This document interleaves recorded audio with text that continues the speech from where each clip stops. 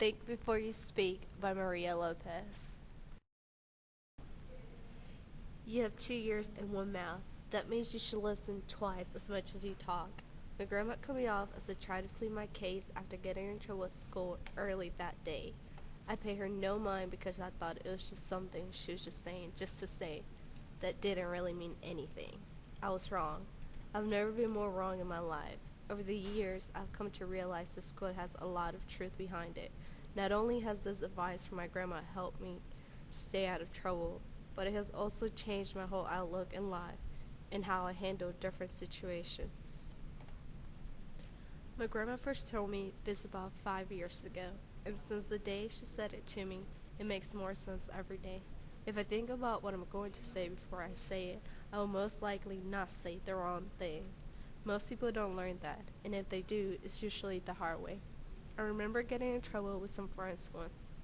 We were playing kickball after we were told not to play close to the house because we might break something. We broke a window and my friend's parents brought us all inside to ask what happened. Everyone had a different story except for me and one other person. We stayed quiet for the most part.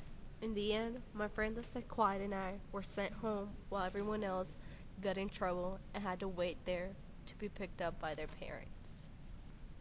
That was not the only time I was bailed out by listening to my grandmother's quote and putting it to practice.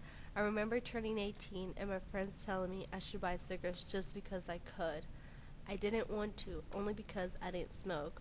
Finally, I caved in and bought the cigarettes. I remember not knowing what kind to buy, and as I looked up at the cigarette shelf, the first box I saw was Newports.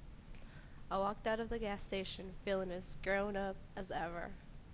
When one of my friends said, "Let's all smoke one together," we did, even though the next oldest person there was only 17. I should have known that with my luck, we were going to get caught.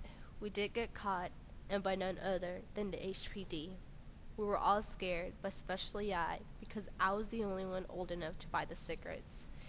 They started with the hardest question to answer. What's going on here? We said nothing. Then he started questioning us all, and after thinking through some of my options, I lied to him. I realized that he didn't even check any of our IDs.